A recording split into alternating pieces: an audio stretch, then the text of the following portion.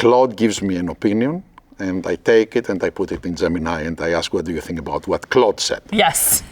Or ChatGPT said. And you don't have to worry about someone being offended that you asked for a second They are opinion. never offended. Right. They are never bored. They are never frustrated. They just do it.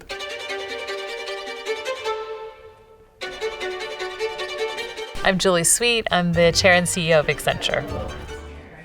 And I'm Albert Bourla. I'm the Chair and CEO of Pfizer and a very good friend of Julie.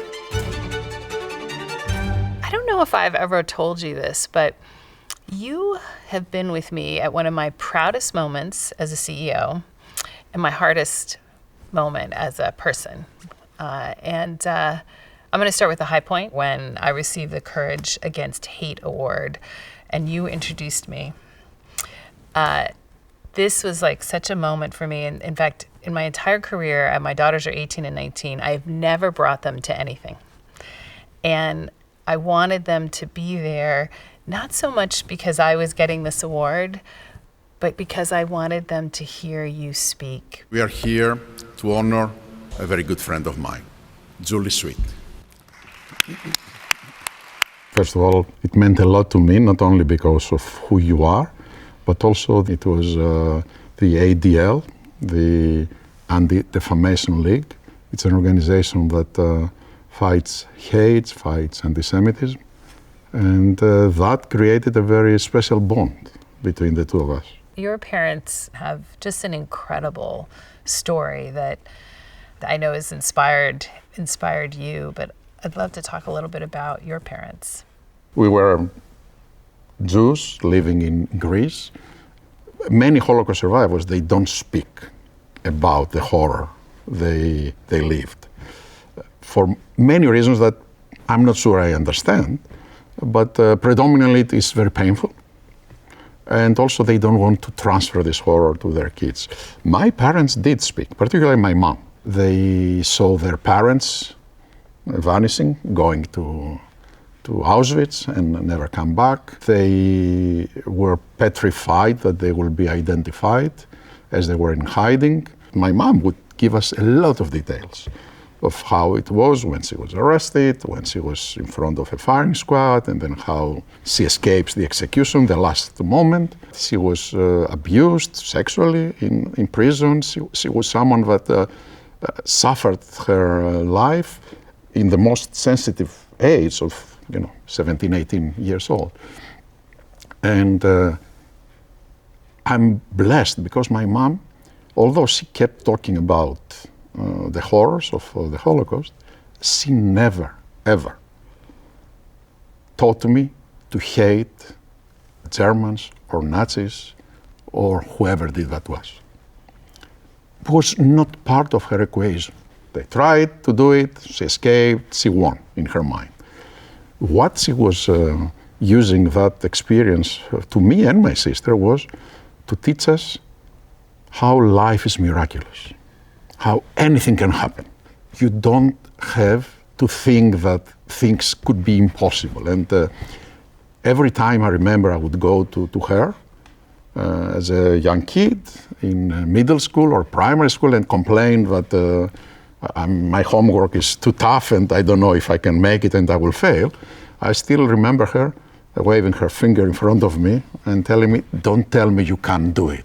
I escaped the firing squad and I'm here and I have you and your sister. So just go and do it. That was my mom and that's who I became because of her. One of the ways we bonded initially was just that we were both kind of the unlikely CEOs, right? So I was a lawyer, became the CEO of a tech company. You were a vet. I think it's interesting to think about how we got here. My dream was always to have a career in academia. As a kid, I was in love with animals and I was fascinated by medicine. So I thought that's the way to do it. So after my veterinary degree, I did a PhD. But life has a lot of surprises in the corner. And I was given a job offer 33 years ago to join the animal health group of Pfizer at that time in Greece. And I went, but it's not a wholehearted, my move. I was thinking I'm going for a sabbatical. I will see how private sector is, and then in the first opportunity, I'm going back to academia. But I fall in love with the private sector. I found the ability to have an impact much bigger, much faster, much better, was what fascinated me. So I never looked back again. Instead of a sabbatical, I'm 33 years now there. But also you have very interesting story because you had a very successful career as a lawyer. When I look back, I always say, like, very honestly, I never woke up and said, I want to be CEO someday. But, I have this little stone on my desk that says, fearless and prepared. And then the opposite, it says, who dares wins. And when I think about, like, how did I become the CEO? Like, what made me turn? Like, I got a phone call one day when I was a partner at an amazing law firm, and I've been a partner for, 10 years. And I had this opportunity to go to Accenture actually as the general counsel. And at the time, I didn't think about, like, wait a minute, I've never been a general counsel, I'm an outside lawyer, and I don't know Accenture. I really just looked around, and I just said, I'm 42 years old. I don't want to know my future that well. I wanted to take a leap. But I'm thinking that someone to do that, you don't do it for the first time at 42. Probably you do it from younger age. So take me a little bit back. I go back to one specific moment in my life. I grew up very modestly. My dad dropped out of high school and went to the Army, and he painted cars for a living. But when I was a sophomore, my dad used to go with me to speech contests where I was trying to raise money for college, and groups like the Optimist Club or Lions Club would have these contests. And so my dad would drive me in his one sports coat, and he painted cars. He was not a member of these clubs. And I remember I was in the semifinal round, and I lost. I went home that night. I can't believe that you lost. I've never seen you losing many times. I couldn't believe it either. Yeah. And so I'm talking to my dad in the car, and I'm whining because I lost to the daughter of one of the presidents of the Lion Clubs. And so I'm like, oh, Dad. And my dad looks at me, and look, this is 40 years later, and I still remember the car and the look. And he said to me, you're never going to be the daughter of the president of anything. But I believe you can do anything. But you have to be so much better than everyone else that they must pick you. And tonight, you weren't. And it was like such a gift in one conversation, right? Because he was like, accept who you are, but you can do anything, And that's like with this fearless and prepared for me comes in is it's both, right? It's not enough to just dream or say you're going to do something. You have to do both. And that I think has influenced a lot of my life. I have a strong belief. It's not mine. Our problem in life is not that we aim too high and miss. Our problem in life, it is that we aim too low and hit. It's the worst thing that can happen to someone who has ambitions because it keeps you satisfied, but in a world that is not real. And that's what you reminded me with everything you said. What's your best advice? Choose a path you really love. I have seen many times people that they are in love with what they do and have not been successful. But I have never seen someone successful that he's not fascinated with what he's doing. Never. I love that. This is the clip part that I'm going to show my two daughters who are just beginning school, right? Because those are really good lessons. When you think about what you're doing now and, you have this ambition to cure cancer. Do you trace that back to that view that you can do anything? Is that influencing how you're thinking about it? The drive is there, but cancer also is very personal for all of us. Not all of us have cancer, but all of us, we have people that have been affected by cancer. I became CEO and then COVID hit. So we put everything else on hold on Pfizer, and we devoted every single moment in trying to develop solutions for COVID. And we were blessed to be able to provide them. But it feels that you want to do it once more. And this is when I decided that the second time we will do it with cancer. 45% of our whole research programs are going now in oncology. And I'm very passionate about it. I want to look my sister who lost her husband to cancer and tell her, I'm sorry, I was late, but we have it now. As you said, it's very personal, and that was the second moment that you were there for me when I had cancer for the second time. And I remember, it's very emotional for me because it was just different. The first time I had it was 10 years ago. I was the general counsel and I had young kids, so it was scary then, but it was different.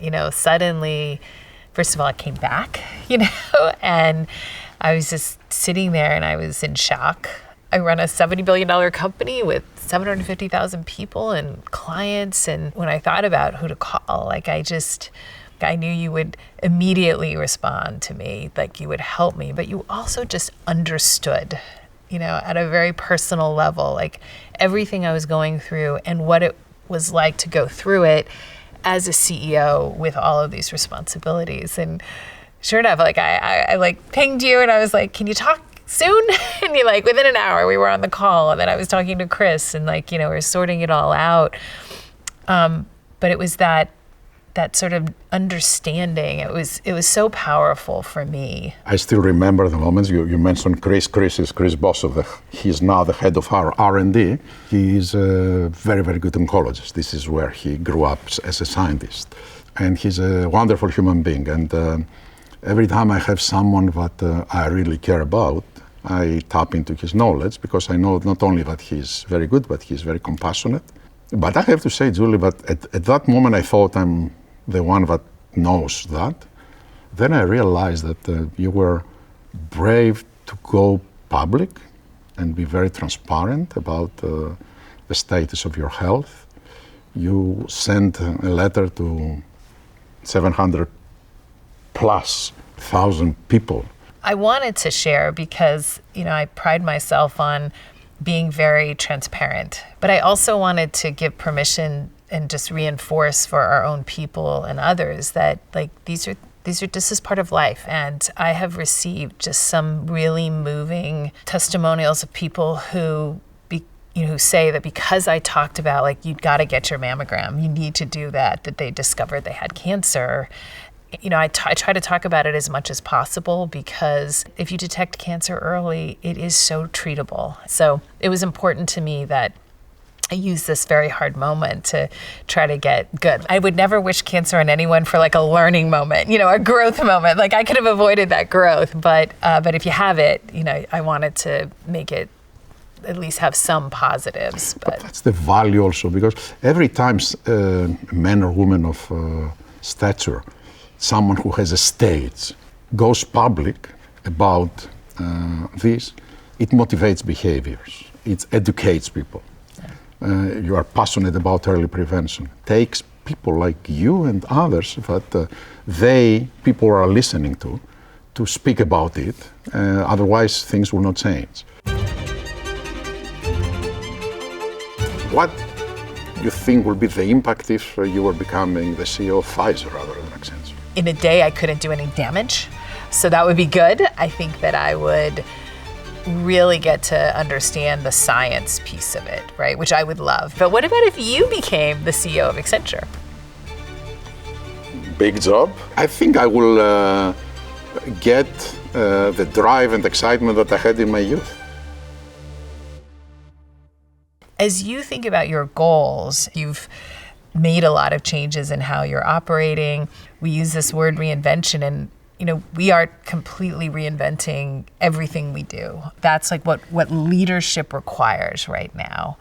And that's why when we use this word reinvention, it's a big word, but we really mean it, right? And we start with ourselves. And how are you thinking about the reinvention? I think that this is the biggest opportunity in my professional life to transform an organization in ways that were unthinkable before.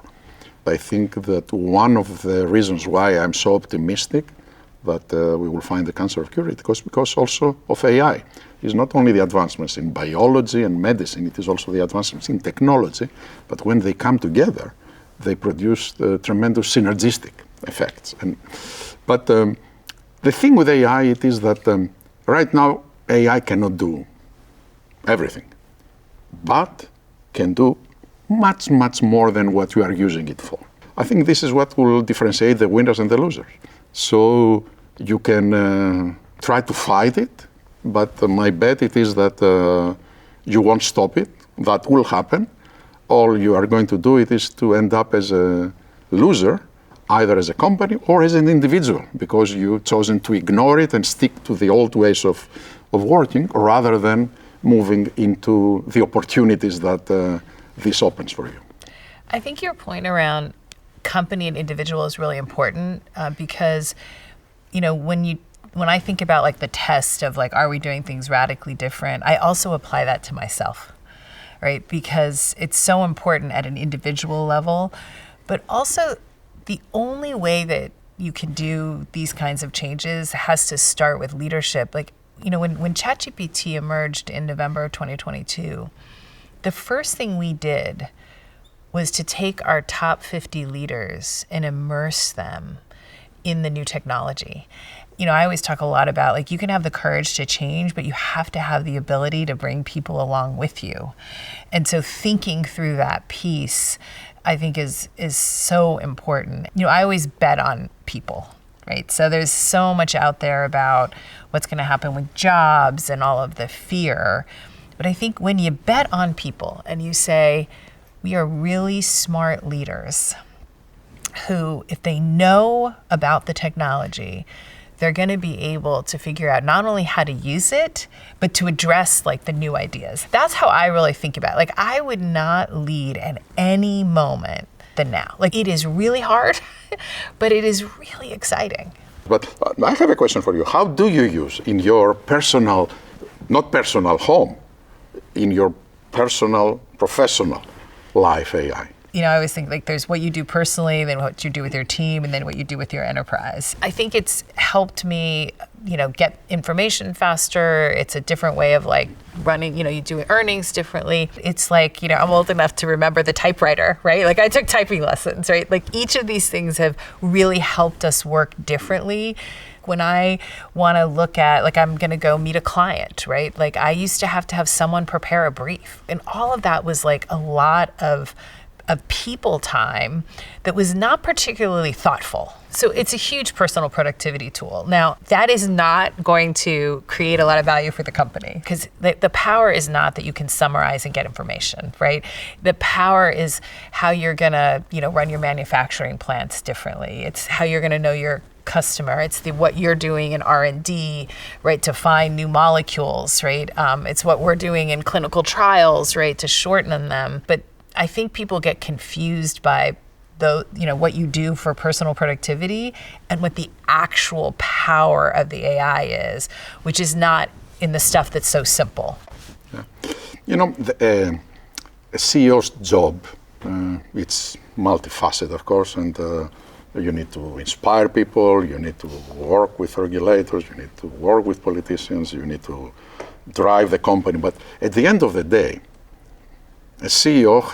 all CEOs have one common thing, which is they have to make one or two decisions every day, but they are very impactful.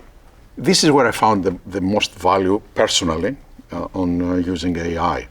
Usually when I am in front of big decisions, particularly when I have still doubt in my mind, I talk to people and I select different people for different decisions, but usually are people that I trust their judgment, etc., etc.